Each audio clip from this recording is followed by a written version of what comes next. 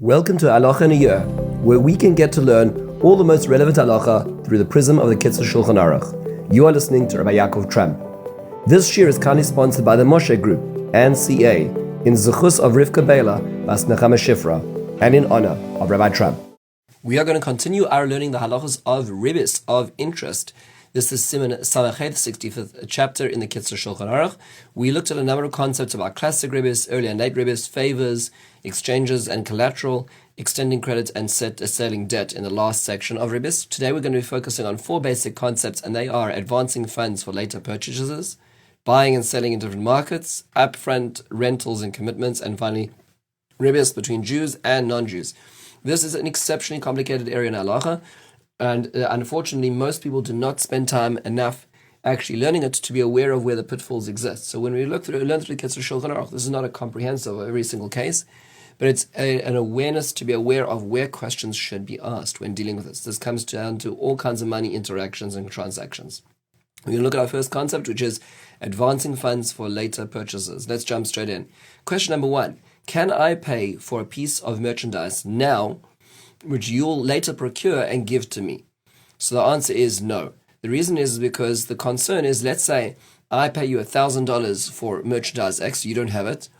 You're going to procure it in, let's say, a month's time when it comes into your inventory, but it may increase in the price. So it might be I'm getting a $1,100 piece of merchandise, which means that because of the time, I'm getting more money. That is called Ribbis. That's a problem. What happens if you already have the merchandise in inventory, you're just delivering it? So you have it in the storehouse, you have it there around, you don't have to procure it, then there's no problem. Because it's considered like I bought an item, an expensive item at a good price, right? Obviously the seller cannot stipulate the price right now is because of it being paid up front, otherwise you're paying for the time. What happens if you have the product which I'm paying for now, but it isn't ripe, or needs processing? So you have it in your storehouse, I'm paying for it now, you're going to give it to me later, but it needs a little bit of time to be ready for consumption or use. That's allowed as long as it doesn't need more than three steps of processing in order to get there. What happens if I could have bought the merchandise at the time of sale for the same price on the open market? So I am buying from you $1,000 worth of apples, and it would be giving a certain amount of poundage. And even though you don't have it, but on the market I could get $1,000 worth of apples for the same amount of pounds at the same time. In that case, I do not have to be concerned about the concern of Ribbis like we were concerned before, because I could have bought it from someone else, and then the appreciation value of the apples, even though the apples went up from 1,000 to 1,100 for that amount of weight, I am really, that would have been something which would happen in my own property if I bought it from somebody else right now. I'm buying it from you, but it's as if the appreciation happened in my domain. So there's two ways of advancing money for merchandise. Either the seller has it in an inventory, or number two is that it's available on open market at the same price at the time of sale. What happens if I fronted the money in heter? So either the seller had it in inventory, or it was available on open market, and then the price goes up. Can you give me the other merchandise at the same price? So let's say I buy $1,000 worth of apples from you. You already have $1,000 of apples. You just need to deliver it to me by a certain amount of pounds. And the agreement is that you're going to deliver it in a week. In a week's time, apples have got up to 1,100 for the same amount of pounds. We said that's allowed because the merchandise existed in the inventory at the beginning. So then let's say the seller now says, I'll give you $1,100 worth of oranges instead. That's allowed, and you can even give back the buyer $1,100 itself. That's fine because it's not considered Ribbis in this case. That's considered an investment which is appreciated. What about paying me back money for the higher price? And that we just said that's fine as well. Let's move into the next concept: buying and selling in different markets. So what happens if you have merchandise worth $4,000 locally on the local market, but I know it's worth $5,000 in a different locale? The demand is higher there. So I say to you, look, I'll take your merchandise, I'll sell it off in the more expensive locale, and I'll come back and I'll give you the $5,000 minus the amount of expenses and effort it took me to be your agent to this. So this is all right, but it depends. It depends on whose responsibility it is on the merchandise. So let's say I'm taking your merchandise, I'm going to another city to sell it at a higher price, and then something happens. It falls off the cart, falls into a ditch, and is broken. Who bears responsibility? If the buyer, that means the agent, is a responsible party, it is Asr. If the seller, that's the owner of it originally, is responsible, then it will be Mutar. Why? What's the difference? So, if the buyer, that's the agent, has the responsibility, then it's like basically the sale took place immediately. So you gave me $5,000, you gave me a $4,000 item. I essentially bought it from you right then, because I now have a responsibility for it. And when the goods were given, but then at the time of the payment, I'm paying you more money. Why? Because I essentially took a loan, right? You're paying me. I am paying you more money for the amount of time it took to get you the item. But if the seller has responsibility, that means the sale has not taken place till the time that the money is being gotten. So the owner gives $4,000 worth of merchandise. The responsibility remains his. Then the sale takes place for $5,000. Now I'm returning the $5,000 minus the effort. That's fine, because now essentially that was when the sale happened. It was at the time that the actual transaction happened. How do you know that? Because the responsibility for the object along the way was that of not the agent but the seller. Therefore, it's not a loan which is being paid back more for. What happens if I lend you $100 to go to a sale and buy something, where provided that when you get back, you give me $120, right? So I'm fronting you the money. You're going to take the money, but you're going to pay me back more when you get back. And it's worth it for you because you don't have the cash. So you're going to pay that extra. It's worth doing this for you, and it's worth doing it for me because it's an investment. So it depends again. If the lender takes responsibility for the money in transit, and the lender brings the item home, right? So I am the one who's saying, I'll give you $100. I'm lending you the money. And when you bring the item back, I'm going to put it in my house. Right, then it's considered as if it's a purchase and an appreciation of the purchase, so I can get back $120 from you. Then it would be all right in that situation. If it were the other way around, you bore responsibility. The person who is going, the borrower takes responsibility. Then it's considered not a transaction; it's considered a loan, and therefore you're getting more money back on your loan. That is Ribbis. That's the fourth question. If I know you're going to a place where the merchandise is cheap, can I ask you to buy merchandise for me there, and I'll pay you back a little more for the effort involved? So again, it is allowed as long as the agent is responsible for the money in transit. That's because because there's no loan.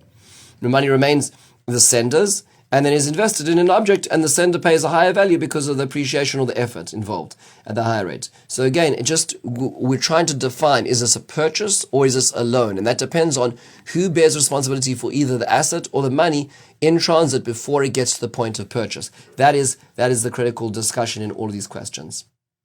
We're looking next at our next concept. Our next concept is upfront rentals and commitments. We're going to be looking at 4 basic questions. If I'm renting out real estate, can I make a deal that if I'm paid up front for the year, I'll accept $10,000, but if you pay me back, if you rent it for by the month, it'll be $1,000 a month, amounting to $12,000. The answer is yes. Why is this allowed? Isn't this considered charging more for the time? The answer is no, because technically speaking, rent is the responsibility to be paid at the end of the rental period. And therefore, really the fixed price of this is $12,000 because it's $1,000 a month. When I offer you the option of paying me $10,000 up front, that is a reduction because of getting the money early. It's not that I'm charging you more. It's not that the base is $10,000 and I am now charging you extra because of the time for $12,000 for the year. No.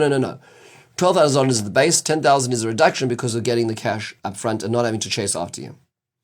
If I am employing somebody, can I do the same thing? So to pay less upfront or to pay more later on. So it depends. If the worker has not started working and I say I'm going to pay your wages ahead of time, and it's going to be a reduction, that's a problem, because then you're essentially giving him that's a loan for which you're getting not just back the value of the money, but also extra because of the time. But if he's already started working, then it's like real estate rental. It's already started, and therefore it's not considered a loan. It's considered repaying the wages, and you can pay a reduction of wages earlier. If somebody is marrying off a daughter and commits to giving the couple a certain amount of money for that wedding, can they increase that money that they committed to give? The answer should be obvious, but they are certainly allowed to do that. because it's like saying to another person, I'll give you a gift by next week, and if I don't, I'll give you more. So I'm sort of like, locking myself into this commitment. But it has to be explicated, it has to be articulated at the time of the Tanaim, at the time when the condition is made, and should not be added on later on, because otherwise it looks like you're paying extra because of the time. Okay. Final and last concept, and that is a concept of Ribbis and non-Jews. We're going to deal with in this section 9 questions. As we know, the Torah tells us that Jews cannot charge Jews interest, but they may charge and they should charge non-Jews interest, and they can borrow with interest from non-Jews as well.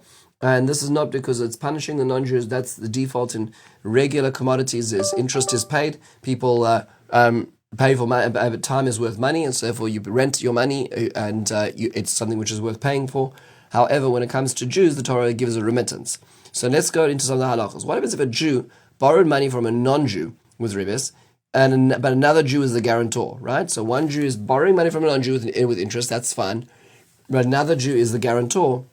Is that a problem? So it depends. If the guarantor can only be claimed from if the borrower defaults, then it's fine, because really the loan was a Jew from a non-Jew with Ribbis, that's fine, and then the guarantor, if he has to be claimed against, it's the non-Jew's business against him. However, if the guarantor would come first, meaning so there's some types of loans that are set up that the guarantor can be claimed from first, that's a problem, because it's like a guarantor was the one who borrowed money from the non-Jew, and the guarantor, lended the money to a Jew. So it's essentially the Ribbis that's being charged is essentially from the guarantor to the borrower, which is Jew to Jew. What happens in the other case? What happens if a non-Jew borrows money from a Jew with interest? That's fine. But then the Jew, but the non-Jew has a Jewish guarantor. So same thing. If the guarantor can only be claimed from if the borrower defaults, then it's fine, because in this case, what's going to happen is the lender, which is a Jew, will come to the non-Jew who's the borrower. If he defaults, then he'll go to the Jew. But that it wasn't as if there was a loan Jew to Jew. But if the guarantor can be claimed from first, then it's like the loan is Jew to Jew, and that's a real problem. What happens if a non-Jew wants to borrow from a Jew with interest, but he sends a Jew to be the agent to give the collateral and bring him back the money? That's not a problem, because the Jew has no responsibility as the agent in the middle. The only thing is, he cannot have any responsibility for the money or the collateral in the process of transition. What about the reverse? A Jew wants to borrow money from a non-Jew with interest, and he sends a Jew as the agent to bring the collateral. Again, this is allowed because the Jew bears no responsibility in the middle for this as well.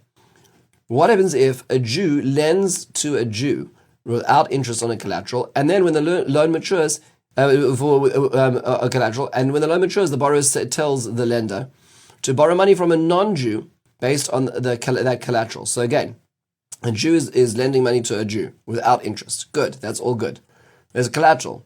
When the loan matures, the borrower says to the lender, you go and use my collateral to borrow more money from a non-Jew with interest, so you're getting more than you would have got from me.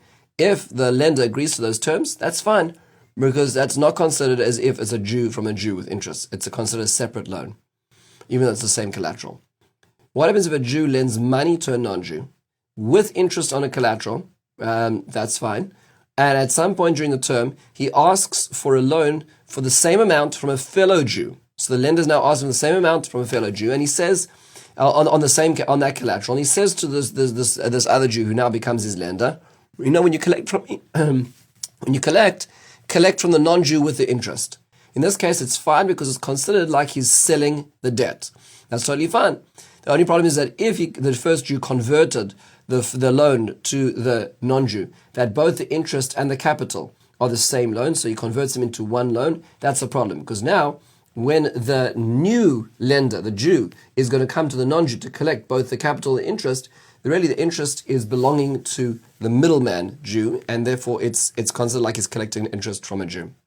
What if a Jew invests money with a non-Jew to get back interest? So very common. So a Jew comes to a non-Jew and says, look, I'll give you $5,000 and at a fixed interest rate. And then the non-Jew takes her money, and this is how it works, will lend it to somebody else. But what happens with somebody else is lending it to is a Jew with interest. So is it considered like the Jew is lending to another Jew with interest to the non-Jewish middleman? The answer is no.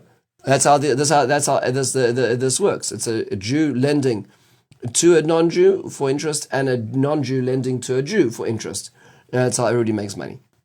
it is fine as well. The Kitzur points out that you have to be careful about agencies, let's say investment funds, which are owned by Jews that haven't done a heter iska. We'll discuss that next time, and which allows certain forms of interest collection.